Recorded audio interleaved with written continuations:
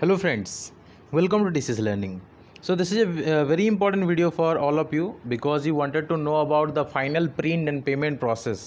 So उन सब के लिए ये बहुत इंपॉर्टेंट वीडियो होगा जो पेमेंट कर चुके हैं और उनको डाउट है कि उनका पेमेंट सही जगह पे गया या नहीं, या उनका जो है फाइनल पेज जो प्रिंट हुआ है वो करेक्ट है या गलत है। तो बहुत आपकी जो मतलब डाउट्स है उसका मैं यहाँ पे क्लियर करूँगा, किस तरह से आपका जो है फाइनल प्रिंट देखने के लिए मिलेगा वो मैं क्लियर करूँगा।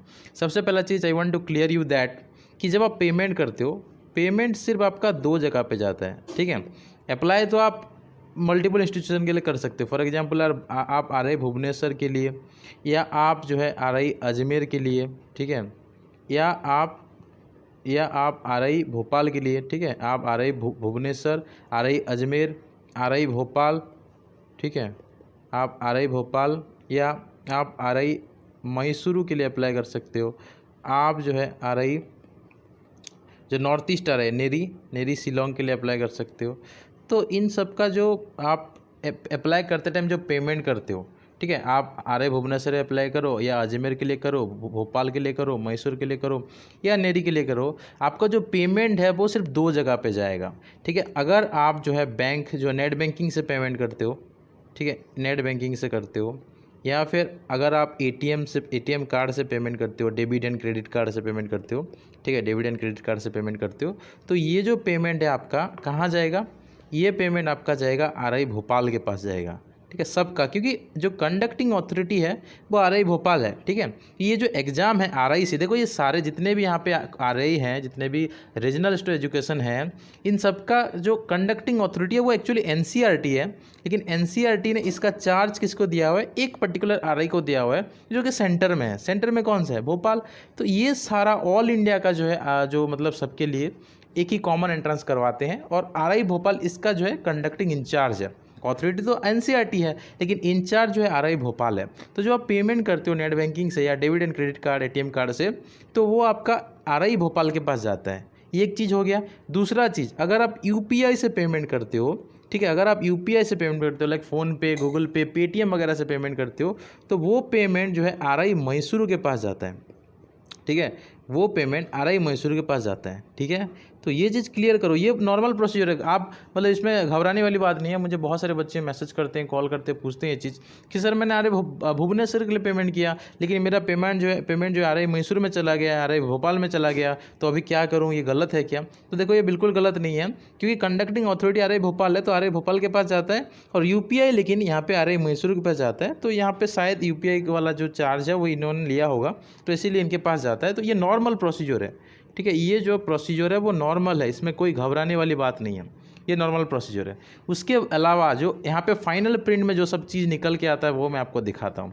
देखो फाइनल प्रिंट में आपका डाउट रहता है कि एक पहला चीज़ कैंडिडेट नेम जो है, यहाँ पे क्या होता है कि फॉर एग्जांपल मैं एक नाम आप यहाँ पे अगर मैं लिखूँगा, फॉर एग्जांपल मान के चलो ये जो फॉर्म है, ये फॉर्म फिलअप जिसका है उसका नाम है, मान के चलो उसका नाम है, मान के चलो राहुल, ठीक है, राहुल साहू है फॉर एग्जांपल, मान के चलो। तो यहाँ पे इसका नाम कैसा लिखा होगा? तो अगर राहुल साहू का नाम यहाँ पे लिखा होगा तो कैसा लिखा होगा? तो ये देखो इस तरह से लिखा होता है। यहाँ पे हो गया ये राहुल, और ये SAHU जो है कैपिटल में होता है, ठीक है। कैन इस तरह से नाम लिखा है। तो आप घबराना मत। आप यहाँ पे जो बहुत सारे बच्चे जो है वो पूछते हैं ये चीज़ कि सर हमने तो फॉर्म फिलअप करते टाइम पूरा कैपिटल में फॉर्म फिलअप किया था, लेकिन ये जो आ रहा है ये स्मॉल में आ रहा है, ठीक है। मतलब आप यहाँ पे फॉर्म फिलअप आप करते टाइम इस तरह से करते हो, लेकिन ये जो है स्मॉल में आता है। तो ये नॉर्मल प्रोसेस है, ये ऐसा ही लिखा है, सबका ऐसे, सिर्फ आपका नहीं है, सबका ऐसे लिखा हुआ है। तो ये इस तरह से लिखा होगा पहला चीज़, ठीक है। अब दूसरा चीज़ यहाँ पे कि यहाँ पे आपका क्या रहेगा, यहाँ पे आपका रहेगा फ़ोटो, ठीक है, यहाँ पे आपका रहेगा फ़ोटो। ये जो यहाँ पे जो जगह है यहाँ पे आपका रहेगा सिग्नेचर, ठीक है। यहाँ पे आपका फ़ोटो और यहाँ पे आपका सिग्नेचर, ठीक है। फ़ोटो यहाँ पे रहेगा और ये जगह पे आपका सिग्नेचर रहेगा, ठीक है, क्लियर। तो उसके बाद यहाँ पे आपका जो है, यहाँ पे आपका रजिस्ट्रेशन नंबर लिखा होगा जो कि 8 डिजिट का होता है। फॉर एग्जांपल 2200, फिर वहाँ मान के चलो यहाँ पे 2200 के बाद यहाँ पे मान के चलो 1 2 3 4, ठीक है, इस तरह से यहाँ पे ये 8 डिजिट का नंबर होता है, 8 डिजिट, ठीक है। 2200 1 2 3 4। तो इस तरह का ये 8 डिजिट का नंबर होता है, ठीक है। उसके बाद यहाँ पे एप्लीकेशन का डेट लिखा हुआ है, जब जिस दिन आप एप्लीकेशन फॉर्म स्टार्ट किए थे। फिर यहाँ पे आपका डेट ऑफ बर्थ लिखा होगा, जो भी आपका डेट ऑफ बर्थ होगा। फिर यहाँ पे आपका फादर्स नेम, यहाँ पे आपका मदर्स नेम लिखा होगा। फिर आपका डोमिसाइल, डोमिसाइल का मतलब क्या होता है? डोमिसाइल का मतलब होता है आपका जो रेसिडेंशियल स्टेट, ठीक है, स्टेट ऑफ रेसिडेंस, ठीक है। यहाँ पे क्या होता है? स्टेट ऑफ रेसिडेंस होता है। तो फॉर एग्जांपल आप जिस भी स्टेट से बिलोंग करते हो, आपका बिहार हो गया, झारखंड हो गया, कोई भी स्टेट है, तो वो स्टेट यहाँ पे लिखा होता है, ठीक है। स्टेट ऑफ रेसिडेंस हो जाता है डोमिसाइल मतलब। बस फिर उसके बाद कैटेगरी आपका जनरल है, ओबीसी है, ईडब्ल्यूएस, एससी एसटी जो भी है, यहाँ पे आपका कैटेगरी लिखा होता है। फिर आपका डिजेबिलिटी यहाँ पे येस और नो, जिसका डिजेबिलिटी है वहाँ पे येस लिखा होगा, कैटेगरी ऑफ डिजेबिलिटी लिखा होगा, ठीक है। डिजेबिलिटी परसेंटेज लिखा होगा। जैसे इनका नहीं है तो यहाँ पे नॉट एप्लीकेबल, 0 नॉट एप्लीकेबल लिखा हुआ है। फिर आपका रिलीजन हिंदू मुस्लिम क्रिश्चियनिटी जो भी यहाँ पे लिखा होगा आपका रिलीजन। और फिर यहाँ पे आपका ब्लड ग्रुप लिखा होगा, जो भी आपका ब्लड ग्रुप है, ए पॉजिटिव बी पॉजिटिव जो भी है आपका। फिर यहाँ पे आपका मोबाइल नंबर लिखा होगा और यहाँ पे आपका ईमेल एड्रेस लिखा होगा। फिर यहाँ पे स्टाटस जो है पेड लिखा होगा, क्योंकि फी पेमेंट होने के बाद ही आपका फाइनल प्रिंट निकलेगा, तो स्टाटस यहाँ पे पेड लिखा होगा ग्रीन कलर में। और अमाउंट जितना भी आपका 1000 या 500 यहाँ पे आपका लिखा होगा। फिर यहाँ पे क्वालिफाइंग एग्जामिनेशन जो आपने दिया हुआ है वो लिखा होगा। फॉर एग्जाम्पल यहाँ पे आपका 12th है, +2 साइंस, या फिर आपका जो है ग्रेजुएशन हो जाता है, या फिर आपका यहाँ पे जो post graduation like masters in जो भी यहाँ पे है वो आपका मतलब मास्टर इन साइंस या फिर मास्टर इन आर्ट्स जो है सोशल साइंस, वो लिखा होगा यहाँ पे आपका जो भी क्वालिफाइंग एग्जामिनेशन है वो लिखा होगा। फिर यहाँ पे आप अगर आप 12th के बाद अप्लाई कर रहे हो पीसीएम या फिर सीबीजेड में, तो फिजिक्स का मार्क यहाँ पे आपका फिजिक्स का मार्क, केमिस्ट्री का मार्क, मैथ्स का मार्क, या फिर अगर पीसीएम भी तो बायोलॉजी का मार्क लिखा होगा। जो इस साल 2022 में एग्ज़ाम देंगे या दे चुके हैं, इनका रिजल्ट नहीं आया है, वो क्या करेंगे?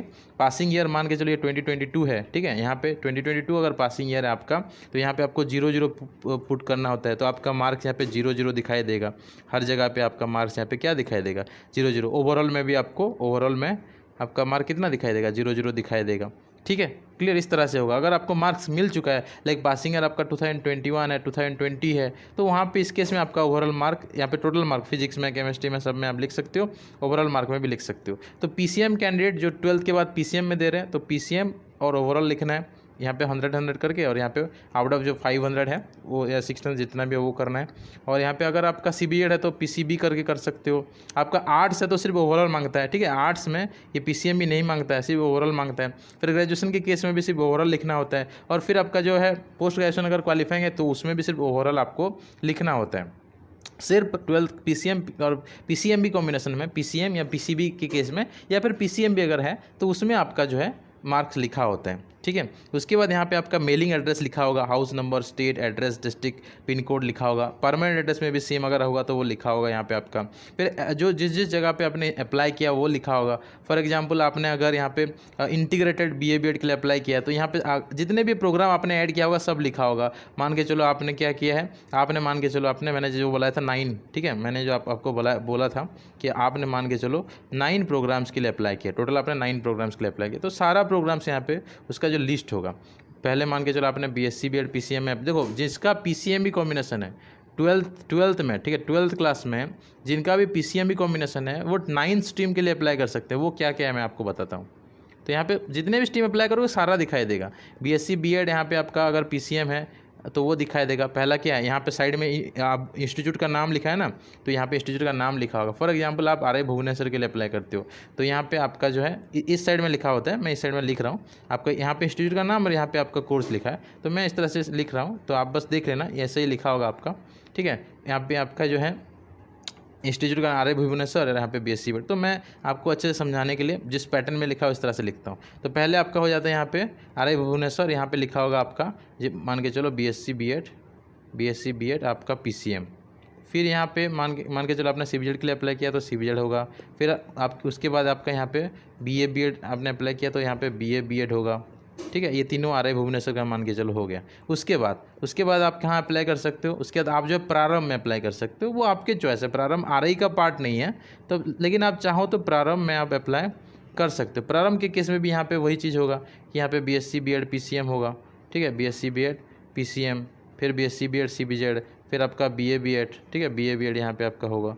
तो जिस तरह से जितने आप अप्लाई करते हो, तो यहाँ पे और 3 हो गया। फिर अगर आपने जो है आरआई मैसूर में अगर आपने अप्लाई किया है, ठीक है, आरआई मैसूर, ठीक है, अगर आपने आरआई मैसूर में अप्लाई किया है तो वहाँ पे कौन कौन से कोर्स में आप अप्लाई कर सकते हो? आप जो है MSc ED है, MSc ED फिजिक्स, फिर MSc ED केमिस्ट्री और MSc ED मैथ, इन तीनों में अप्लाई कर सकते हो। तो इस तरह से 9 स्ट्रीम में आप अप्लाई कर सकते हो, ठीक है। यहाँ पे आपका ये प्रारंभ हो गया और ये आपका आरआई मैसूर हो गया। तो टोटल जितने भी यहाँ पे प्रोग्राम में अप्लाई करोगे, सारा प्रोग्राम का नाम यहाँ पे इस लिस्ट में, यहाँ पे इंस्टीट्यूट डिटेल्स में होगा। और उसके बाद यहाँ पे फर्स्ट चॉइस में जो आपने एग्जाम सेंटर लिया हुआ है वो, second choice, third choice of exam centre होगा।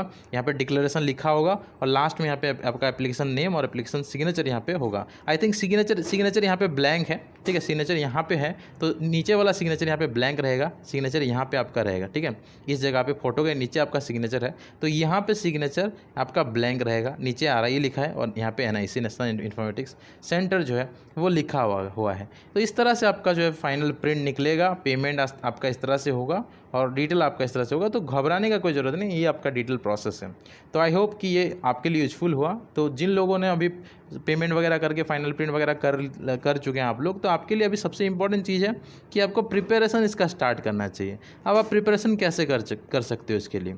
तो देखो, अगर हम बेस्ट वे आपको सजेस्ट करेंगे, अगर आप हमको रेगुलरली फॉलो करते हो, आप ट्रस्ट करते हो, तो एक चीज़ मैं आपको सजेस्ट करना चाहूँगा। देखो, मार्केट्स में कुछ किताब मिलते हैं, हमने बहुत सारा किताब देखा है, लेकिन उसमें जो पैटर्न है, उसमें जो मतलब बहुत पहले से वो बना के रखा हुआ है, अपडेट नहीं किया हुआ है, ठीक है, जिसकी वजह से वो लेटेस्ट सिलेबस के ऊपर नहीं है, ठीक है। मैं आपको ऑनेस्टली ये चीज़ बताऊंगा कि जब हम पहले फर्स्ट बैच, हम आपको पता होगा हम ऑनलाइन क्लासेस करते हैं, तो 2020 में जब हम ऑनलाइन क्लासेस स्टार्ट किए थे, हम उस टाइम में देखे कि बहुत सारे किताब, क्योंकि हमको बच्चों को पढ़ाना है तो किताब चाहिए, किताब लाएँ, खरीदे बहुत सारे किताब, लेकिन हमने देखा कि कोई भी ऐसा किताब नहीं है जिसमें लेटेस्ट सिलेबस के अकॉर्डिंग थ्योरी हो, ठीक है, और MCQ हो। पहले तो ये भी चीज़ अच्छे से नहीं है कि प्रॉपर थ्योरी और प्रॉपर MCQs नहीं है। जो भी थ्योरी MCQ है, ऑनेस्टली मैं बात कर रहा हूँ, वो जो स्टेट BEd का जो कोर्स है ना, उसके अकॉर्डिंग है। और आप ये बिल्कुल मत समझो कि RI और स्टेट BEd का सिलेबस सेम है, बिल्कुल सेम नहीं है। RI का सिलेबस और स्टेट BEd का सिलेबस में बहुत डिफरेंस है, ठीक है, सिमिलर नहीं है चीज़। काम आएगा आपको, इंग्लिश टीचिंग एप्टीट्यूड रीजनिंग काम आएगा आपको, लेकिन बात यह कि सिलेबस सेम नहीं है। तो अगर, क्योंकि ये इतना कॉम्पिटिटिव एग्जाम है RI, तो इस इतने लेवल पे, इतने बड़े लेवल का जो कॉम्पिटिटिव एग्जाम है, उसके लिए अगर आप पढ़ रहे हो और अगर आपको प्रॉपर गाइडेंस नहीं मिल रहा है, तो आपको सक्सेस मिलने का चांस बहुत कम है।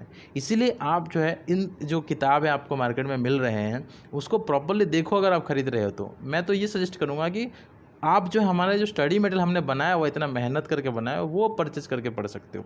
क्योंकि ये जो किताब है वो स्टेट BEd के अकॉर्डिंग होता है, प्रॉपर नहीं होता। तो इसमें क्या क्या कमियां हैं मैं बता रहा हूँ। जो मार्केट में किताब अवेलेबल है उसमें क्या क्या कमियां हैं। तो पहला चीज़ कि लेटेस्ट सिलेबस के अकॉर्डिंग नहीं है, वो बना चुके हैं और उसको जो बिना अपडेट करके छोड़ रहे हैं, जिसकी वजह से प्रॉपर थ्योरी नहीं है और MCQ नहीं है। अगर किसी भी किताब में थ्योरी दिया हुआ है तो वो थ्योरी बहुत लेंदी है, ठीक है, जिस चीज़ को पढ़ के आपको कोई फ़ायदा नहीं है, तो वो चीज़ दिया हुआ है, लेंदी थ्योरी दिया हुआ है, कुछ फ़ायदा नहीं है। मेन चीज़ आपको क्या चाहिए? आपको कम टाइम में कंसोलिडेटेड मटेरियल चाहिए, ठीक है, कंसोलिडेटेड मटेरियल। आपको ज़्यादा चीज़ पढ़ोगे या फिर थ्योरी को इधर उधर हैपेजेडली कुछ लिखा होगा तो कुछ फ़ायदा नहीं है।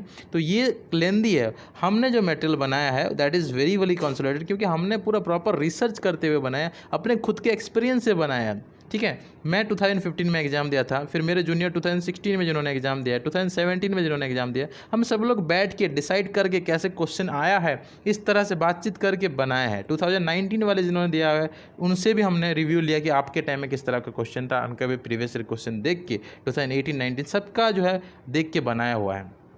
तो कंसोलिडेटेड है। और जो MCQ हमने बनाया हुआ, खुद प्रिपेयर करके उसको बनाया हुआ है, ठीक है, अच्छे तरह से कलेक्ट करके बनाया हुआ है। तो इसीलिए जो है आप रेफ़र कर सकते हो definitely, this will not be a loss for you. लेकिन मार्केट में जो किताब मिल रहा है उसमें ये प्रॉब्लम है, थ्योरी प्रॉपर नहीं है, MCQ प्रॉपर नहीं है, लेंदी है, कंसोलिडेटेड नहीं है, तो ये चीज़ है।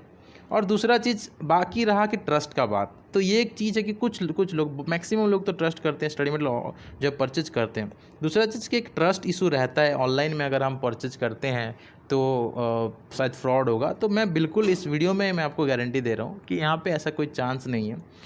पेमेंट के बाद तुरंत हम क्या करते हैं, प्रोसेस में आपको बता देता हूँ। आपका प्रोसेस तो ये कि आपको पेमेंट करना ही पड़ता है, क्योंकि हम फ़िलहाल जो है इसको स्पीड पोस्ट के थ्रू भेजते हैं। ठीक है, आपके पास Indian speed post and registered post के थ्रू हम आपके पास भेजते हैं, ठीक है, इंडियन पोस्ट के थ्रू गवर्नमेंट जो है, ठीक है। तो ये बिल्कुल भी आपके पास मटेरियल पहुंचाएगा, कुछ भी ऐसा कुछ भी मतलब रिस्क होने का कोई भी चांस नहीं है। हम इंडियन पोस्ट के थ्रू आपके पास भेजते हैं, ठीक है, और प्रॉपरली वो पहुंच जाता है, किसी के साथ ऐसा इशू नहीं है। एक बच्चे के साथ ऐसे इशू हुआ था, लेकिन वो भी हमने कंप्लेन किया और उसको मिल गया, ठीक है। तो यहाँ पे कोई इस तरह का दिक्कत नहीं है। पेमेंट के बाद हम क्या करते हैं, आप पेमेंट के बाद आपका एड्रेस जब सेंड करते हैं तो आपके एड्रेस जो एड्रेस आप देते हैं उस एड्रेस पे हम आपके पास स्पीड पोस्ट कर देते हैं। और वो जो टाइम पीरियड है, फॉर एग्जांपल कुछ कुछ जगह पे 2 दिन में, कुछ कुछ जगह पे 3 दिन में, कुछ कुछ जगह पे 4, कुछ कुछ जगह पे 5 दिन, जो उसका डिस्टेंस के अकॉर्डिंग आपका जो टाइम लगता है, ठीक है, मैक्सिमम आपका 7 दिन लगता है। एक ऑनेस्टली मैं एक बात कर रहा हूँ, हम Arunachal Pradesh study material send किए थे तो वहाँ पे एक कैंडिडेट के पास 14 डेज लगभग लग गया था। तो वो पता नहीं वो डिस्टेंस है या फिर वहाँ पे ट्रेन नहीं जाती है, इसके वजह से लेट, मतलब वीकली ट्रेन होता है या क्या रीज़न है लेट हुआ पता नहीं। लेकिन बाकी सबके पास, ये मैं केस बता रहा हूँ, अरुणाचल प्रदेश के पास एक स्टूडेंट के पास ऐसा हुआ, बाकी सबके पास जो है within a week material पहुँच जाता है, ठीक है। और थोड़ा बहुत लेट भी होता है, मान के चलो कभी कभी, तो वो पोस्टल के जो मतलब सर्वर या फिर पोस्टल का जो अगर वहाँ पे कुछ भी दिक्कत है तो उसके वजह से लेट होता है। और तब तक के लिए हम उनको जो बच्चों को कुछ कुछ PDF भी सेंड कर देते हैं, ठीक है। तो ये चीज़ है। तो ट्रस्ट अगर आपका है तो आप बिल्कुल भी पेमेंट कर सकते हो और पेमेंट के बाद आपका एड्रेस दे सकते हो, आपके पास स्टडी मटेरियल पहुंच जाएगा, इसका गारंटी मैं देता हूं और इस वीडियो में ही आपको गारंटी देता हूं, ठीक है। आपके पास पहुंच, अभी तक किसी के पास भी ऐसा नहीं हुआ कि स्टडी मटेरियल नहीं पहुंचा हो, सबके पास स्टडी मटेरियल पहुँचे हैं, ठीक है। तो ये एक चीज़ है कि गारंटी आपके पास आपको दिया जा रहा है और जब तक नहीं पहुँचता तब तक आपको कुछ PDF भी मिल जाएगा जो जिसको आप पढ़ सकते हो। और आपको क्या चाहिए बताओ, आपको हम PDF, देखो मैं मार्केट से फॉर एग्जांपल आप कोई किताब खरीदे हो तो यहाँ पे तो ये सब दिक्कत है। दूसरा चीज़ कि आपको कोई गाइड नहीं करने वाला यहाँ पे। मार्केट से अगर हम मान लो आपने इवन अमेजोन से भी आपने खरीदा या कहीं से भी कोई भी किताब के बुक स्टोर से खरीदा तो वहाँ पे आपको गाइडेंस तो नहीं मिलेगा ना, वहाँ पे आपको गाइडेंस थोड़ी मिलेगा, आपको बस किताब मिलेगा और खुद से पढ़ना है, आपको सेल्फ प्रिपेयर करना है, कोई गाइडेंस नहीं मिलेगा। लेकिन हमारे यहाँ से मटेरियल आप परचेज करते हो तो आपका नंबर हमारे पास सेफ है, ठीक है, आपका नंबर हमारे पास सेव, हमको पता है कि आपने हमारे से मटेरियल परचेज किया है, हमारा मटेरियल परचेज किया है, तो हम आपको प्रॉपर गाइडेंस देंगे। हम आपको इवन ग्रुप डिस्कशन का फैसिलिटी प्रोवाइड करेंगे। अगर आप टेस्ट सीरीज लेते हो तो टेस्ट सीरीज ग्रुप में आपको प्रॉपर गाइडेंस मिलेगा, जिस क्वेश्चन में का डाउट हो रहा है वो पूछ सकते हो। तो ये सब फैसिलिटी आपको मिलता है। इसके अलावा अगर आपको ऑनलाइन क्लासेस भी ज्वाइन करना है तो भी आप कर सकते हो। अगर आपका ट्रस्ट इशू नहीं है, मतलब डाउट नहीं करते हो तो कर सकते हो। अगर डाउट है तो भी मैं यहाँ पे क्लियर कर रहा हूँ, इस चीज़ का मैं गारंटी दे रहा हूँ कि जो चीज़ हम आपको बोल रहे हैं, ठीक है, वो आपको मिल जाएगा, ठीक है, जो चीज़ हम आपको बोल रहे हैं वो आपको डेफिनेटली मिल जाएगा। क्लियर, स्टडी मटेरियल आपको डेफिनेटली मिल जाए, online classes as per schedule आपको मिलेंगे। बस प्रिपरेशन आपको अच्छे से करना है, हम अपने तरफ से पूरी मेहनत करेंगे, ठीक है, हम अपने तरफ से पूरी मेहनत करेंगे। हम 3 टीचर हैं, अपने अपने जो है एक्सपर्टीज़ जिस इस फील्ड में है, 3 टीचर हैं। मैं टीचिंग एप्टीट्यूड पढ़ाता हूँ, एक टीचर इंग्लिश पढ़ाते हैं, ठीक है, और एक टीचर रीजनिंग पढ़ाते हैं, तीनों RI से हैं। तो अपने अपने एक्सपर्टीज़ में हम पूरी तरह से मेहनत करते हैं। अब आपका यहाँ पे काम है कि आप इस मेहनत को मतलब साकार करो, आप खुद भी मेहनत करो, खुद हार्ड वर्क करो, जो आपको गाइडेंस मिल रहा है उसको प्रॉपर यूज करो और एग्जाम में क्वालिफाई हो जाओ, एक सीट आपको मिल जाए। यही हमारा मकसद है और इसीलिए हमने ये जो स्टार्ट किया है। हम ऐसे मार्केट में मैं मार्केट में किताब बना के छोड़ सकता हूँ, मैं अपना टेंशन ख़त्म हो जाएगा। मैं क्या करूँगा, मार्केट में किताब छोड़ दूँगा, फिर मुझे कोई टेंशन नहीं है। अब जाके आप मतलब बुक स्टोर से किताब खरीदो, अपने हिसाब से पढ़ो, कोई कॉन्टैक्ट नहीं है। ऐसा भी हो सकता है, मैं कर सकता हूँ। लेकिन अभी जो मेरा मकसद है कि 100% सिलेक्शन, जितने भी बच्चे हमारे यहाँ पे गाइडेंस ले रहे हैं उनको सिलेक्शन दिलवाना, ये मेरा मकसद है। तो अभी तक इसलिए हमने मार्केट में स्टडी मटेरियल लॉन्च नहीं किया। जब मुझे लगेगा, ऑनेस्टली बता रहा हूँ, जब मुझे लगेगा कि इतना टेंशन कौन लेगा, सिंपल सा जॉब करो, मतलब अपने हिसाब से रहो, तो वो अलग चीज़ है, ठीक है। अगर इस टाइप का सिचुएशन होता है तो वो अलग चीज़ है। लेकिन मुझे अभी तक जो लग रहा है, आपका ट्रस्ट, जो बच्चों का जो विश्वास है, बच्चों का जो रेस्पेक्ट है, वो चीज़ देखिए मुझे, ये जो चीज़ मैं कर रहा हूँ उसको मैं आगे भी कंटिन्यू करूँगा, इतना मेरा कॉन्फिडेंस है। और बस आप लोगों का इस तरह का सपोर्ट चाहिए जैसे आप लोग कर रहे हो, ठीक है। तो वही चीज़ है, मार्केट से खरीदते हो और हमारे यहाँ से खरीदते हो तो क्या डिफरेंस है वो आप समझ लो। बाकी सिर्फ एक इशू है, वो है ट्रस्ट। अगर ये है तो भाई सब कुछ है, ठीक है। ट्रस्ट है तो आपके लिए सब कुछ बहुत अच्छे से होगा। अगर ट्रस्ट नहीं है तो मैं रिक्वेस्ट करूँगा आपको हाथ जोड़ के कि आप जो है मतलब मटेरियल्स वगैरह ना ही लो तो सही है, क्योंकि ट्रस्ट नहीं है तो आपका मतलब हमको भी अच्छा नहीं लगेगा, ठीक है। तो ट्रस्ट अगर आपको लगता है तो आप डेफिनेटली परचेज कर सकते हो, ठीक है। और हम अपनी तरफ से पूरी मेहनत करेंगे और इस तरह से आपको गाइडेंस मिलता रहेगा। तो इस वीडियो में इतना ही, फिर मिलते हैं अगले वीडियो पे। Thank you.